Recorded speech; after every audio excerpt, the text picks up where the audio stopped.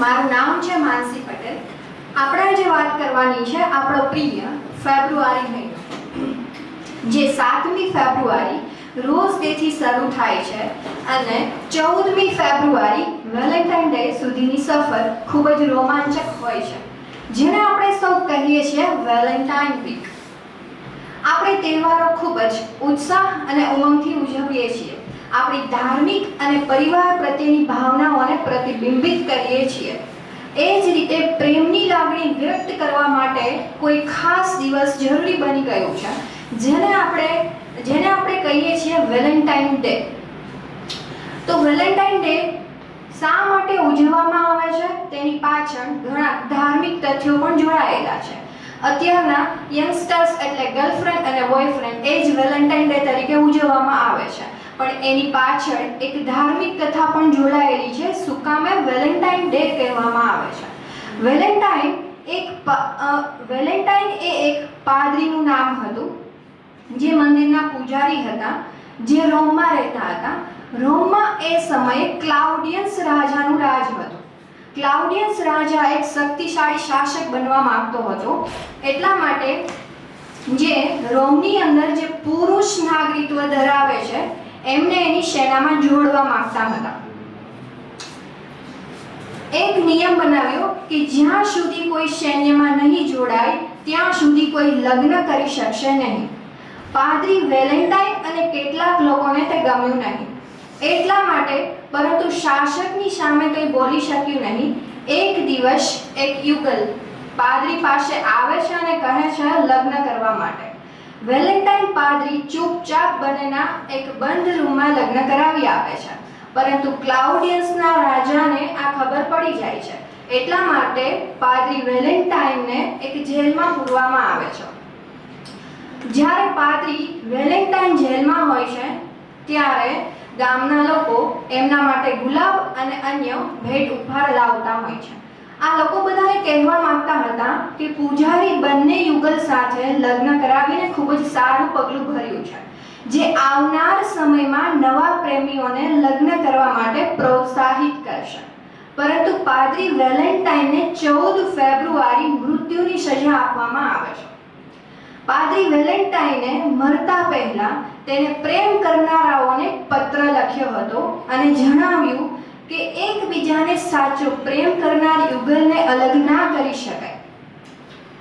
આવા પ્રેમી જોડાને તેનો અધિકાર આપવા માટે પાદરી વેલેન્ટાઇને સ્વેચ્છાએ પોતાનો જીવ આપી દીધો. પાદરી વેલેન્ટાઇનના આ પ્રેમને જીવંત રાખવા માટે, બલિદાનને યાદ કરવા માટે 14 ફેબ્રુઆરીએ વેલેન્ટાઇન ડે તરીકે સેલિબ્રેટ કરવામાં આવે છે. ત્યારથી જ વેલેન્ટાઇન ડે ઉજવવામાં આવે છે અને વેલેન્ટાઇનને સંત વેલેન્ટાઇન દિવસ તરીકે પણ ઓળખવામાં આવે છે.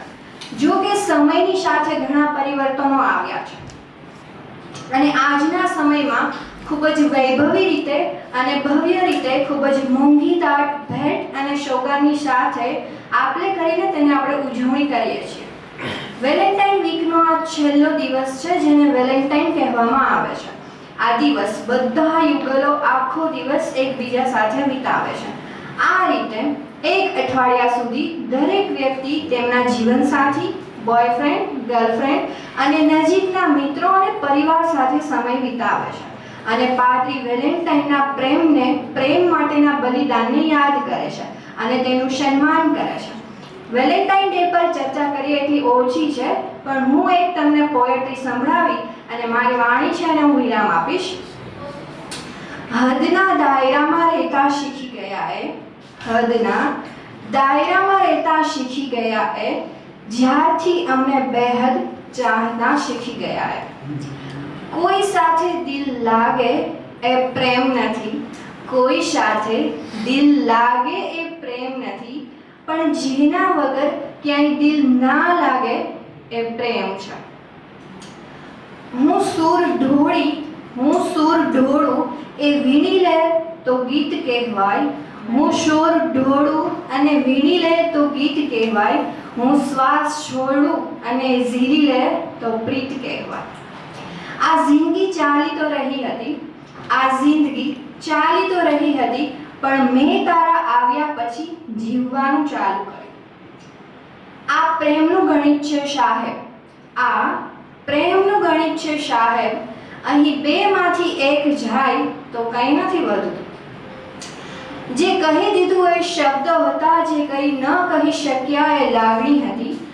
જે કહી દીધું એ શબ્દો હતા, જે ન કહી શક્યા એ લાગણી હતી. જે કહેવું છે છતાં પણ નથી કહી શકતા એ પ્રેમ છે. હું જાન બચાવીને રાખું છું એક જાન માટે, હું જાન બચાવીને રાખું છું એક જાન માટે. ખબર જ ના પડી કે ક્યારે આટલો પ્રેમ થઈ ગયો એક અંજાન માટે. તારો છે સંગાત તો બધું વહાલું લાગે છે, તારો છે સંગાત તો બધું વહાલું લાગે છે. તારા વગર મારા શબ્દોને પણ એકલવાયું લાગે છે. તારી સાથે હોઉં તો શબ્દ નથી મળતા, તારી સાથે હોઉં તો શબ્દ નથી મળતા. અને હું એકલી હોઉં તો કાગળ નથી વધતા. Thank you.